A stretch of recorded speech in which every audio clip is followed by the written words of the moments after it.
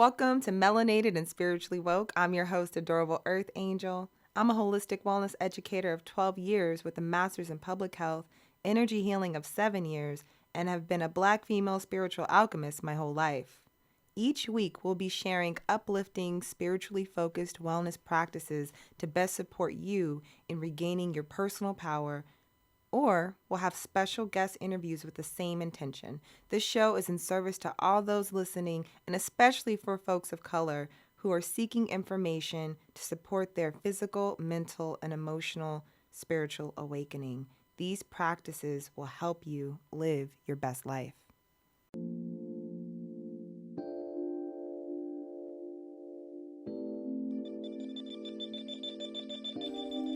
Hello, hello, hello. Thank you for joining us for Melanated and Spiritually Woke. I'm your host, Adorable Earth Angel, and we're coming live from Oakland, California.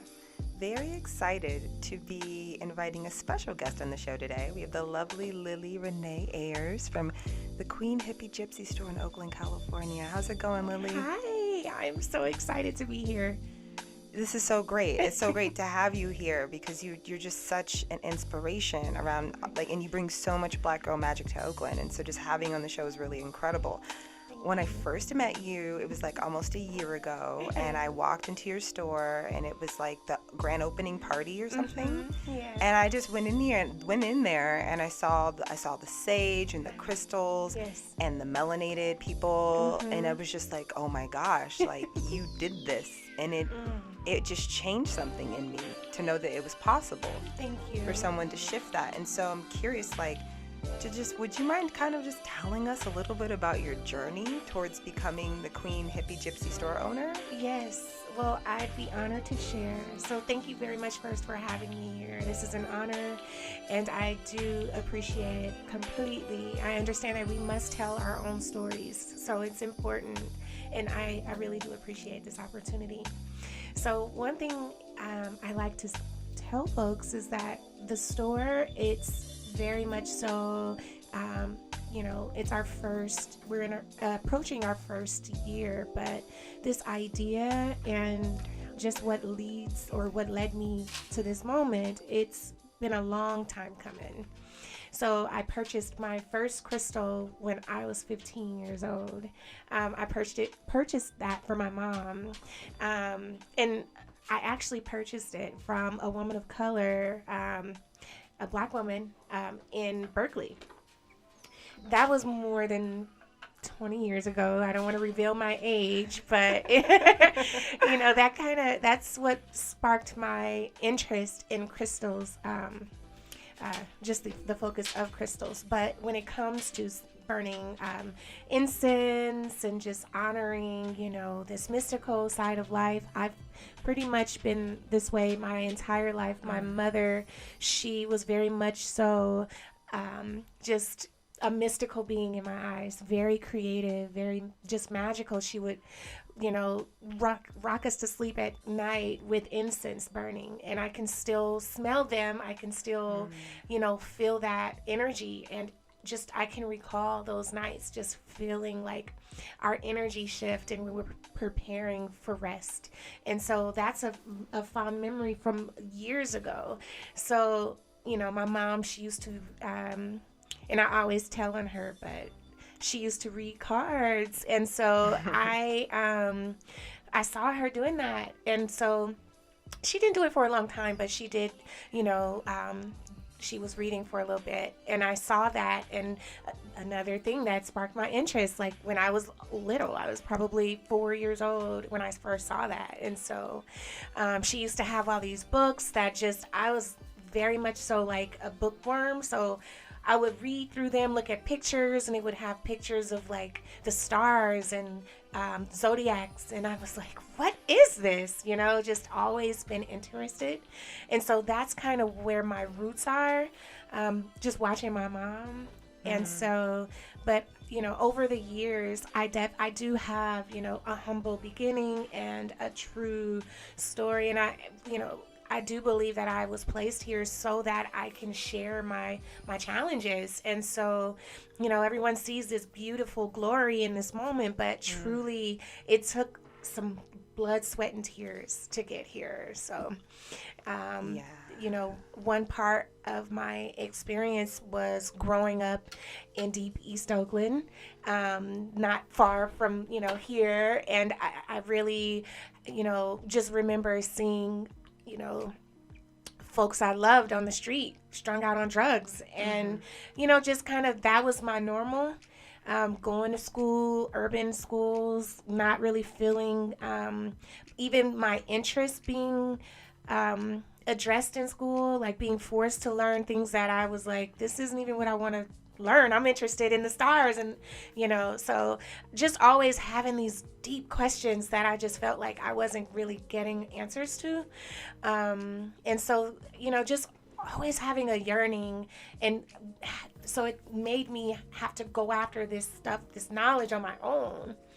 And so that led me to, you know, libraries. I was very much so the kid who would read 100 books in the summer to get a free pizza from Pizza Hut. Like, I was that girl.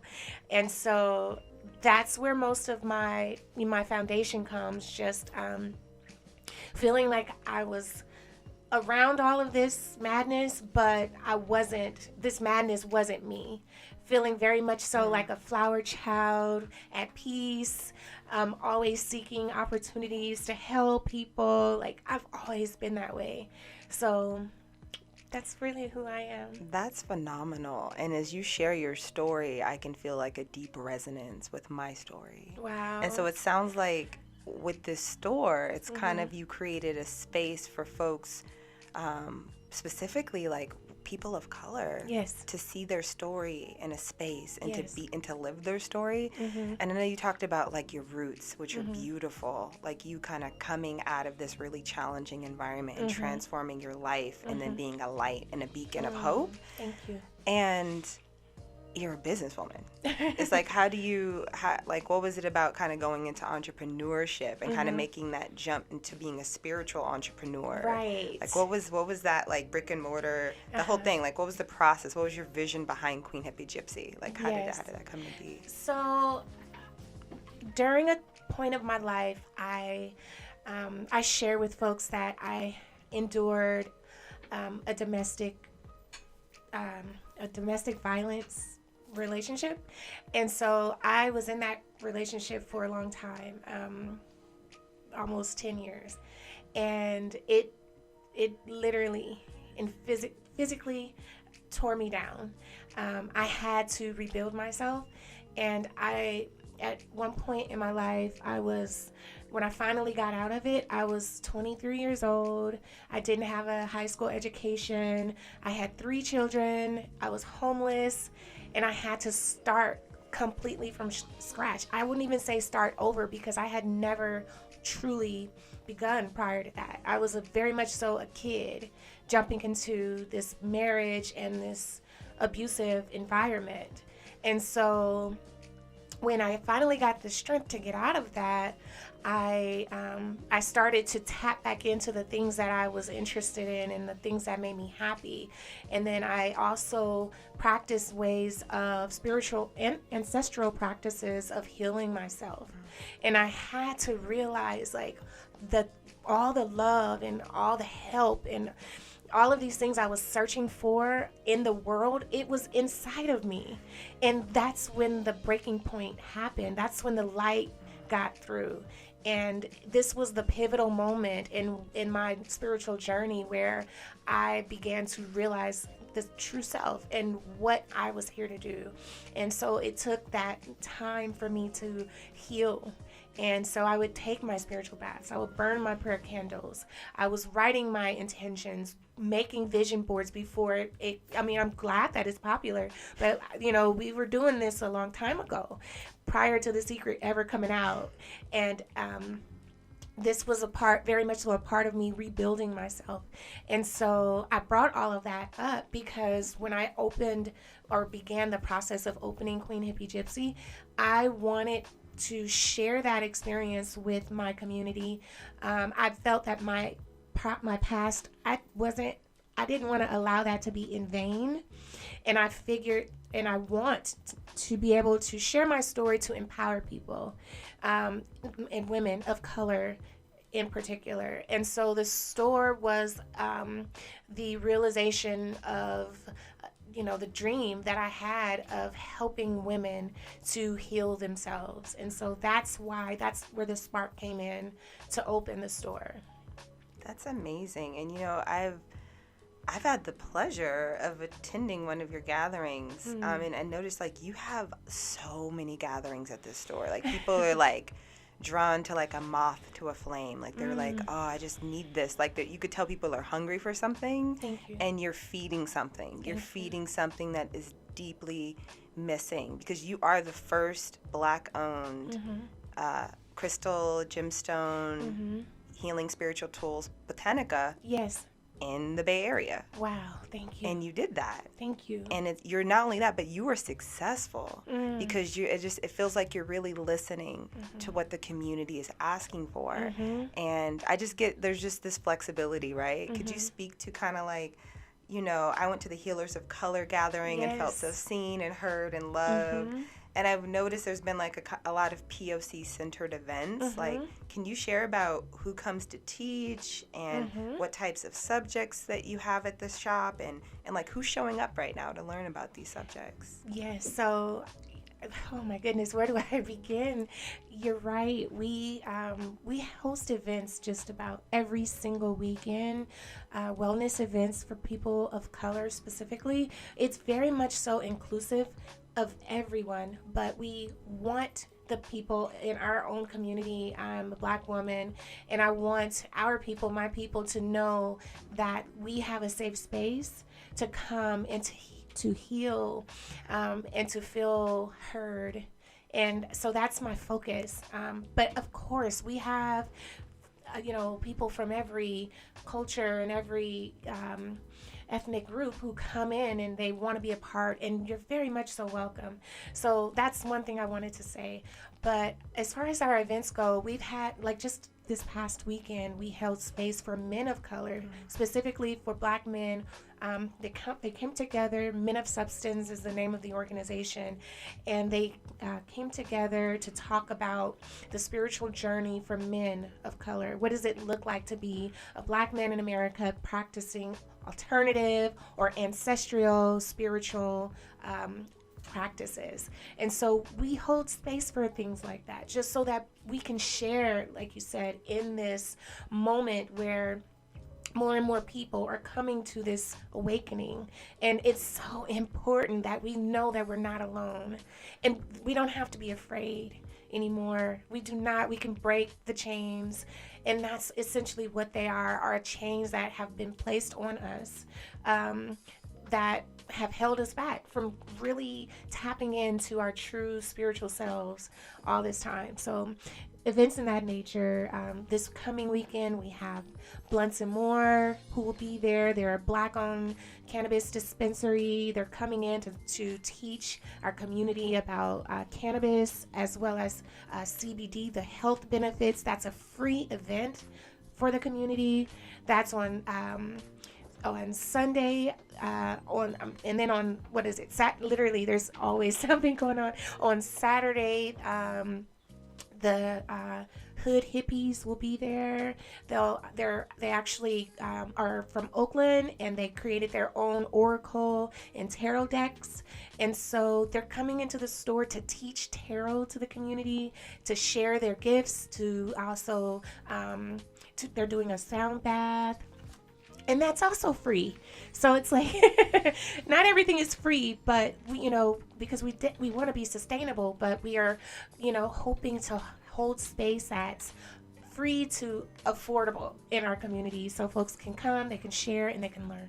That's incredible. And people really enjoy being in community when they're learning about healing. Mm-hmm. And then you have like a wide spectrum of ways in which people can interact with Queen Hippie Gypsy. It's like there's the workshops, and then there's also just people. It's a place where people can gather to get their spiritual tools. They can get their items. And so can you speak to kind of like all the people who are attracted and like to the items in the store? Like, what are people purchasing? Like, what's available for people? So we actually get a lot of first timers. What I would say is that our store is very much so brick and mortar, humble beginning. I've been in massive crystal stores with, I mean, crystals everywhere. You know, I don't believe that my store is in that space yet. We are very much so just starting. We don't have big loans and all these things that for capital. So it's been literally brick by brick. And so I bring that up because, most of our crystals, I would say, are I guess when you're just starting your journey, or you're like intermediate journey, you're coming in, you already know what you want. So as far as advanced goes, we will just my offering is that we will focus on bringing in the more rare pieces, the more expensive gems, as soon as we can, and just stay tuned for that. I just want to interrupt for a second and let you know that you are totally underselling. Your store is gorgeous, and the items in your store are very, very like high vibrating. Thank you. I went in, I bought a candle for my dad, who just my grandfather passed away recently, and so the candle I think was a piece, Yes, right? yes. And it was just a very potent and powerful. It may feel very simple, but I just want to look at you and say, there's nothing cheap about what you got going on in there. It's very special and sacred. And so you have the crystals, and then people who might not be familiar, there's a lot of like different types of incense and burnings and sage. And like, could you speak to kind of like why people are attracted to these kind of different incense? Absolutely. So some of the incense are for, when you're meditating, or you're going into prayer, or you're performing certain rituals. You get specific incense for those purposes, but the incense we use them for smudging as well. So sage is very commonly used, which is fantastic. We're very blessed that we're here in California. It grows here. If you have a garden, you can easily plant your own white sage in your backyard. But there are also other herbs you can use for smudging purposes. And so we teach in the store what other herbs can be used. We have a few offerings in that area. Folks are coming in for, from the beginner to folks who are also coming in with this extensive knowledge, who are there to share. And so people are coming in, they want the spiritual supplies. I get a lot of women who come in who are on the same journey spiritually as myself, and they're looking to also heal themselves. And so what I do is I share what worked for me, what's working for me, and what has worked for other people who've shared with me. So it's just this continuous knowledge share and safe space.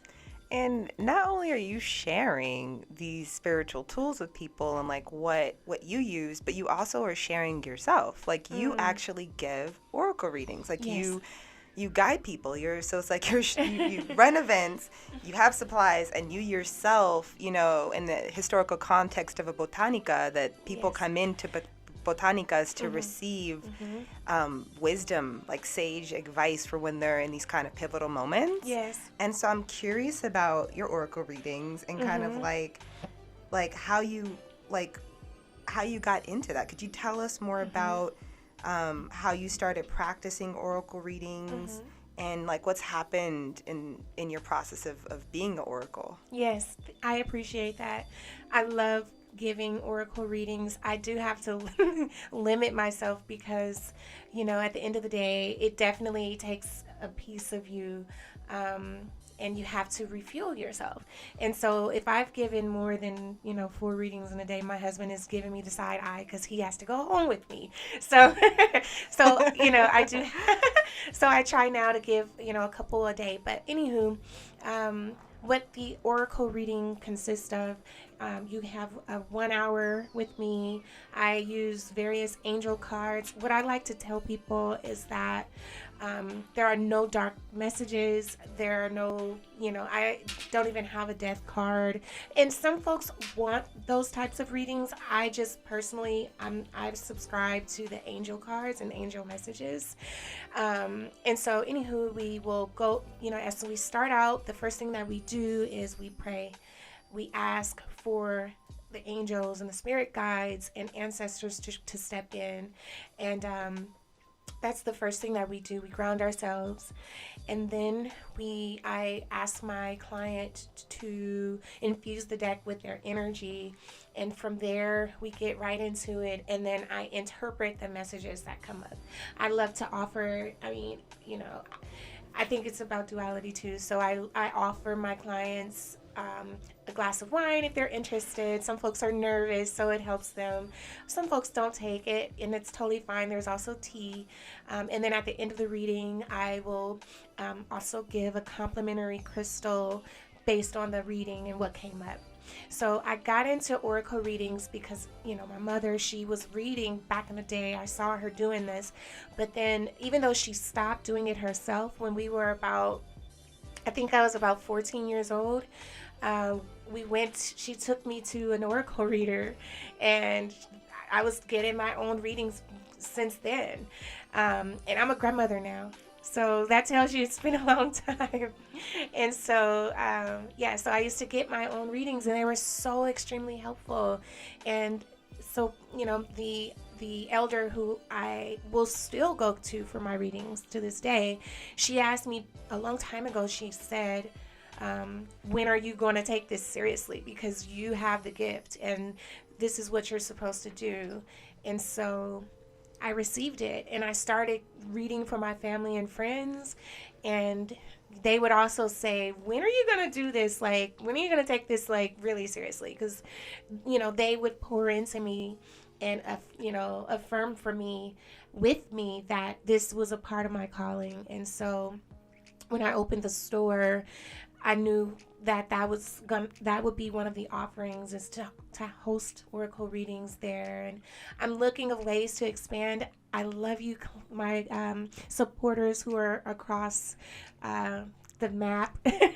You guys have been amazing, and you've reached out, and so many people have asked when I will offer readings by way of phone or online. I want to do that, and it will happen. I hope within the next few months I will figure it out. But as for now, it's been, Oakland, those who are native here and who are, in the area. But I promise to let you know when those readings will be available by phone. I feel you. It's just such an inspiration to hear your willingness to be such a servant to community. Mm-hmm. Giving readings is a very sacred process. Yes, I myself is also as an oracle reader and a guide. It's such a process to be with a client, walking them through their spiritual awakening, walking them through to the next chapter of their life, giving them the courage and the strength to move through something and the tools. And so it's so beautiful. It's kind of like, it feels like you have a holistic wellness center. Wow. It's a business, but it feels like a holistic wellness center, because you have, you have the practitioner, you have the medicine, right? Yes. The spiritual tools, yeah. and then there's like group counseling or the events. So there's so many different ways based on where people are on their spiritual journey to plug into what you're doing. And that's incredible. That's phenomenal. I actually, so something that's exciting that we're doing on today's show is that we're going to actually be giving away reading. So if you're tuning in right now and you were like, oh, yeah, there's going to be some sort of prize.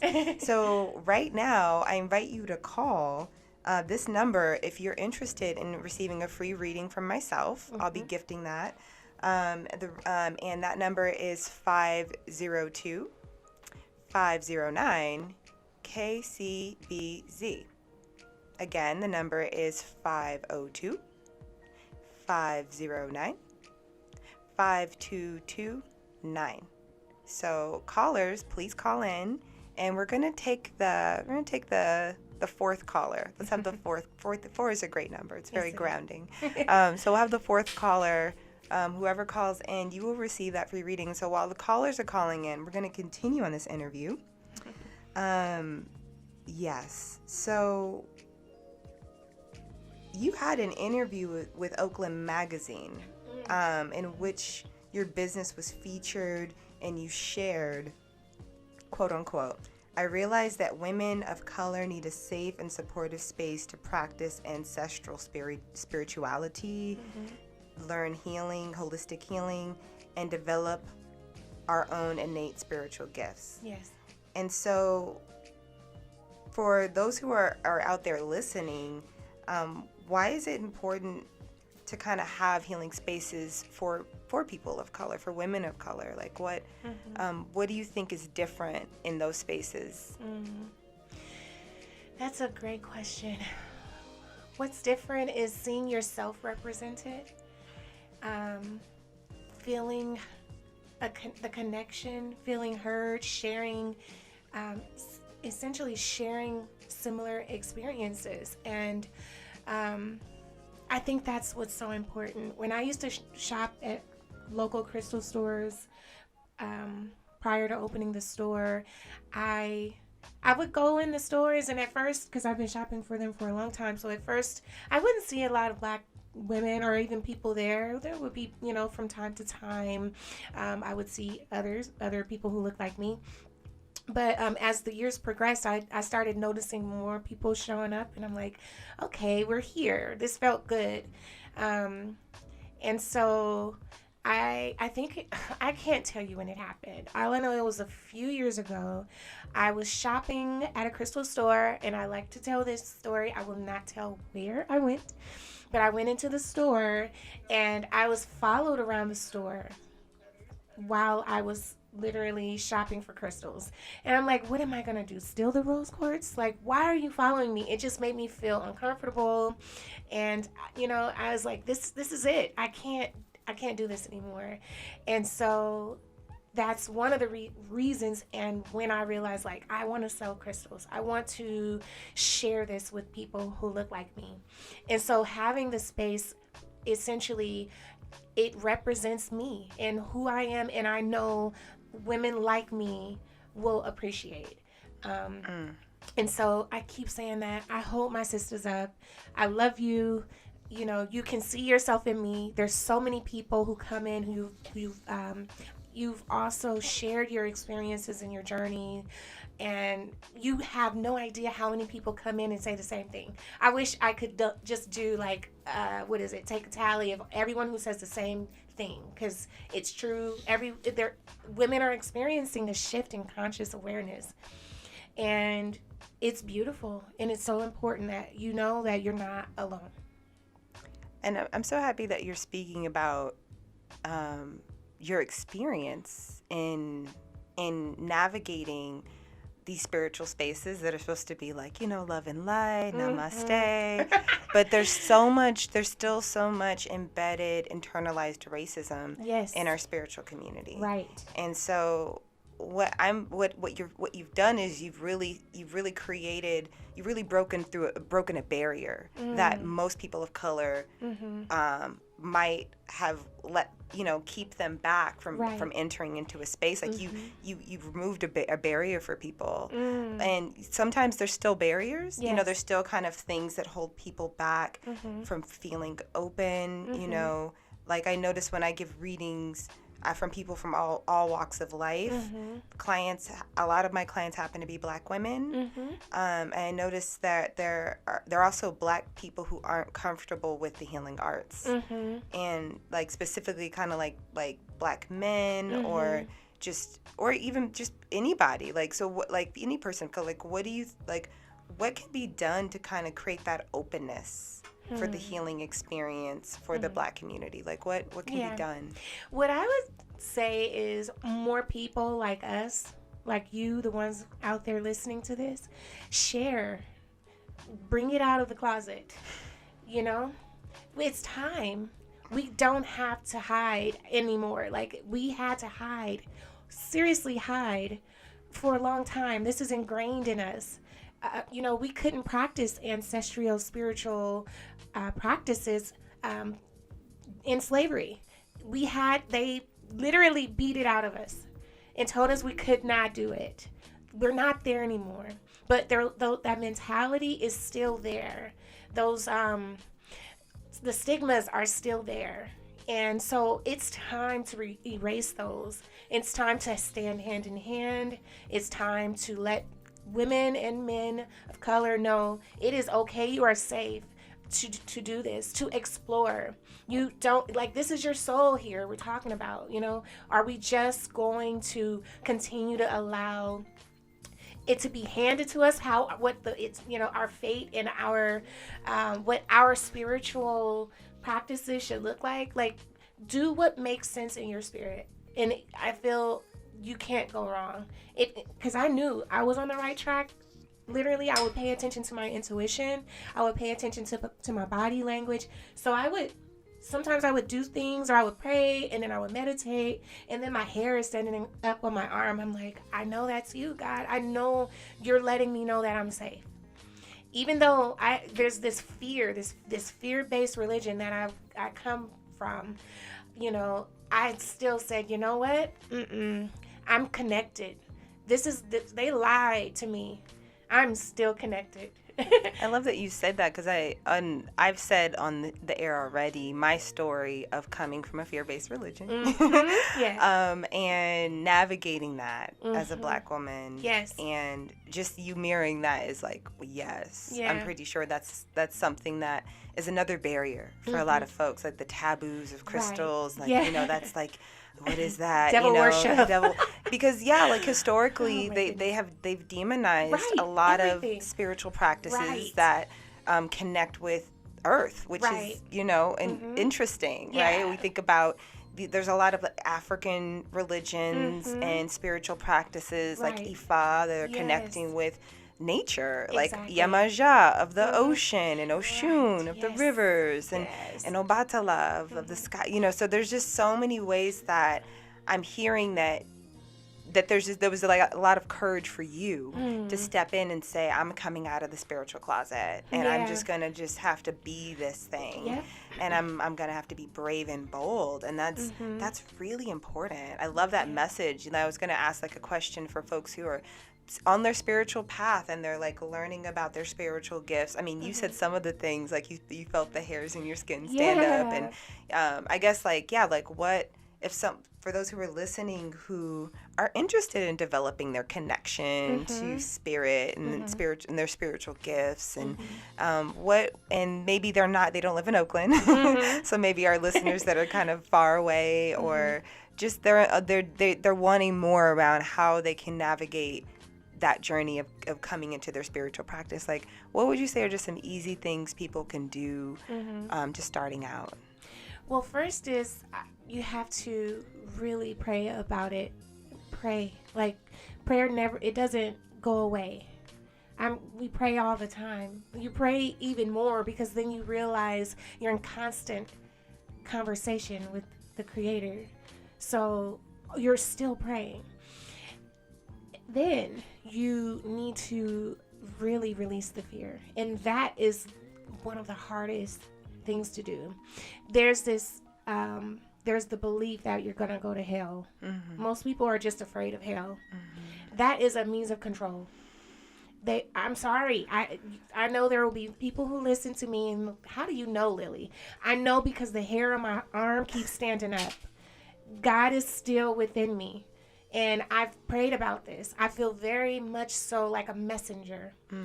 And I get the dreams, I get these insights, and I still trust. So removing the fear. They say that there's the hell that people are afraid of. But my thing is that I was living in hell. Walking this earth, living in hell. So I'm like, well, then what the hell is the difference? I'm living in hell. I'm going to die and go to hell.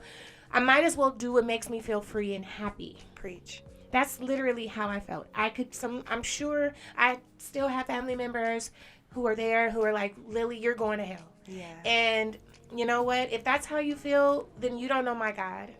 And I feel very much so that God is still within me and making way. I said, God, if this is meant for me to do this and share this message, then make a way. And look where we are.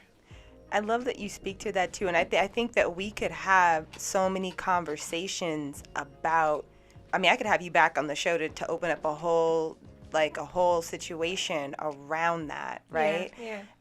Just the fear of growing spiritually and how that opens up and expands into your community and like family members that will leave you behind, right? Or that you leave behind in the process of expansion. I mean, that's a whole nother conversation, right? But that's something that people that's a lot of fear. I know when I'm with clients, they're like, oh, like I don't know, I don't want to grow too much. And it's like, well, it's kind of like you can't help but grow because you start to, again, feel like you're in hell. Because it's like you're growing and you make all these prayers like, I want to be bigger. And it's like, well, that might look like leaving behind toxic family. Oh, my gosh. Yeah? Speak. Yeah. Oh, my gosh. I love it. That's exactly how I feel. You know, you can love them from afar and continue to, you know, walk your path. What's true to you? What do you resonate with? You know, yes, there are multiple religions that are out there. One thing I would say is don't feel that you have to, you know, jump out of one religion and hop into another one. Like, you don't have to do that. Totally. You know, like, you don't have, and that's the thing I think what's more important about spirituality is that it's about your personal relationship and connection to God. Yeah. Without any other rules and what other men and women have told you have to do. Totally. You know, it's a direct line. So clear the line, clear the channel. You know, when you do this, you'll start to realize about the food you're eating, how this you know, floods your channel. You know, the things you drink, the things you consume, even the media that you're taking in, all of it matters. Like, you have to clear the channel. Get connected again in nature. Go outdoors, get yourself some sunlight, ground yourself, put your feet on the earth, watch the waves in the ocean, and really appreciate what God put here for us to appreciate. Exactly. You know, and then from there you'll start to hear messages from your soul. That is God. You know, we are so grateful to have you on the show today. Thank you. For speaking your truth, for being a beautiful Black woman who is embracing your spiritual evolution in front of a community and asking and just and inviting people to join you and inviting people to bring their creativity and their artistry and giving them permission to be a part of a spiritual revolution. Yes. And I'm just so grateful for you coming on here today and sharing some of your precious time with us on Melanated and Spiritually Woke. And I'm grateful for the listeners out there. Thank you for hanging in with us and listening to Lily share her story.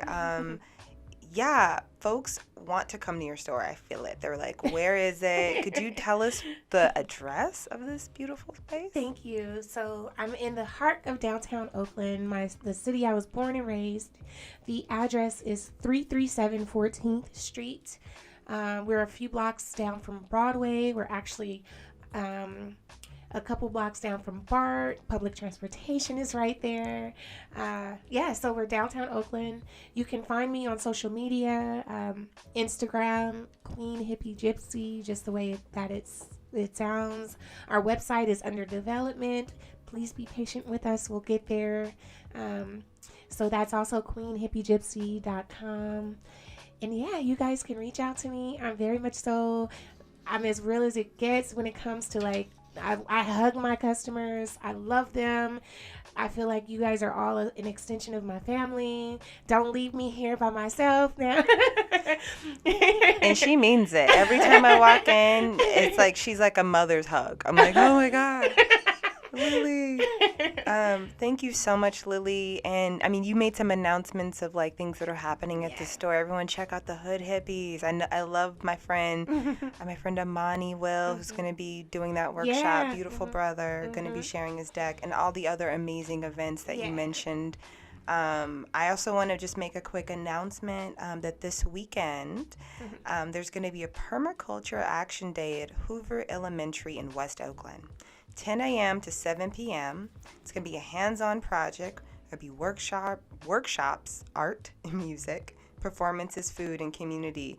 I'll actually be leading a Lightwork one-on-one workshop at that event. So if you've been interested and curious about Lightwork and wanting to learn more about energy healing, come on out to the event. It's going to be a free event, and you can be a part of that.